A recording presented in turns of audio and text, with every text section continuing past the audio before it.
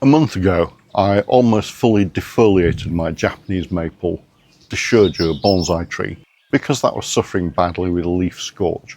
But how's that tree getting on now? Keep watching and I'll show you.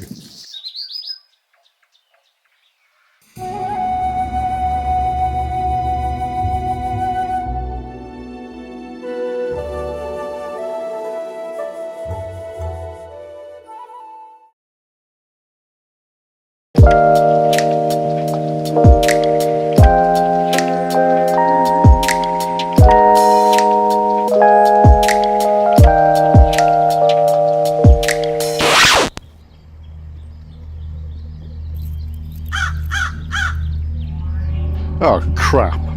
Now what? Leaf scorch in Japanese maples. Leaf scorch in Japanese maples is a common problem, especially in late spring or early summer. It can result from various environmental and physiological factors, and addressing the underlying cause is essential for protecting affected trees. Before I show you the results, let's first have a recap of why leaf scorch happens and what we can do about it. Transpiration.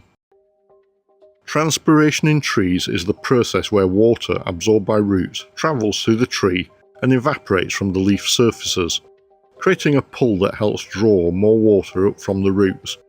If a tree cannot take up enough water, it can suffer from dehydration, leading to wilting, leaf scorch, reduced growth, and eventually, if severe, the tree may die. Defoliation. Defoliating a Japanese maple suffering from leaf scorch can be an effective technique to stimulate new leaf growth, but it should be done carefully to avoid further stressing the tree. With attentive care, the tree can recover and produce a fresh flush of healthy leaves. Defoliating Japanese maple bonsai trees is a horticultural technique used to encourage a second flush of smaller leaves and can help refine the tree's overall appearance. Biology behind defoliation. When a Japanese maple bonsai tree is defoliated, it triggers a hormonal response. The removal of leaves disrupts the production of auxins, or growth hormones produced in the leaves. This hormonal shift triggers the growth of buds at the base of the leaves and the development of new leaves. Photosynthesis.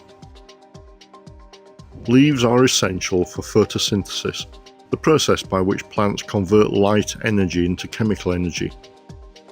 By defoliating, you momentarily halt this process, but the tree compensates by producing new leaves that can resume photosynthesis more efficiently. Energy reserves. The tree uses its stored energy reserves to produce a new set of leaves. The second flush of leaves tend to be smaller because the energy reserves are typically lower than they were for the initial growth. Because of this use of stored energy, the process should only be done on otherwise healthy trees. Horticultural practice.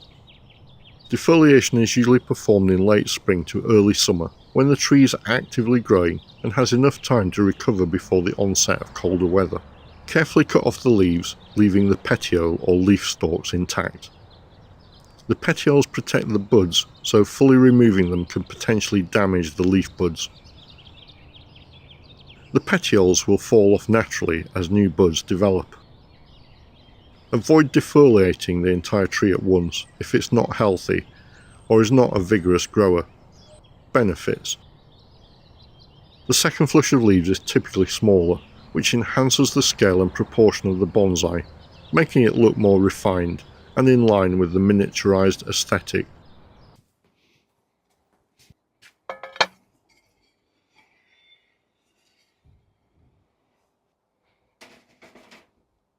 This can be quite a scary process, particularly the first time that you do it, but in this instance it's a necessary evil.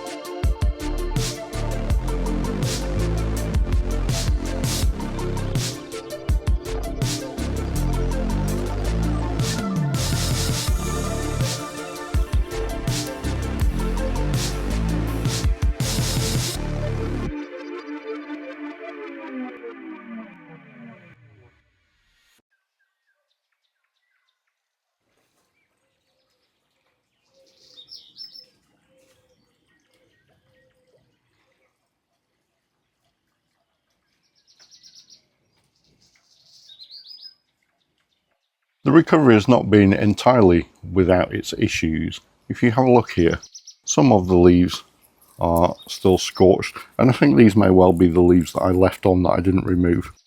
And what you can see is these more redder leaves are the newer leaves that emerged and have opened up now, and they're beginning to take on that summer green colour.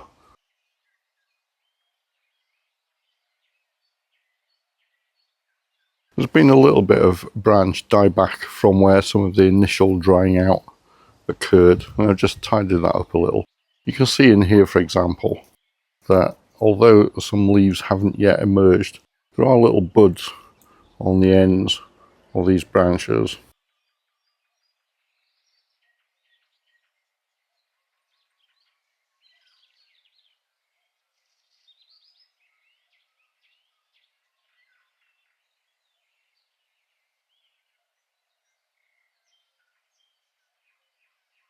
So in some of the spots, the buds haven't opened out yet, but there are definitely buds present. There's a couple of months yet before autumn properly sets in.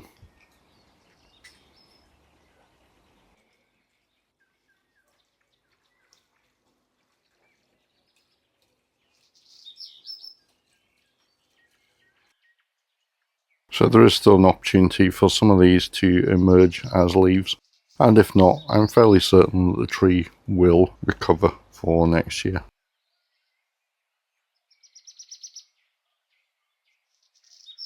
You can see in here, for example, this is clearly one of the new leaves that emerged. They emerge with that bright red colour, and as summer progresses they take on a more of a green colour and lose the anthocyanins in the leaves that cause the red pigmentation.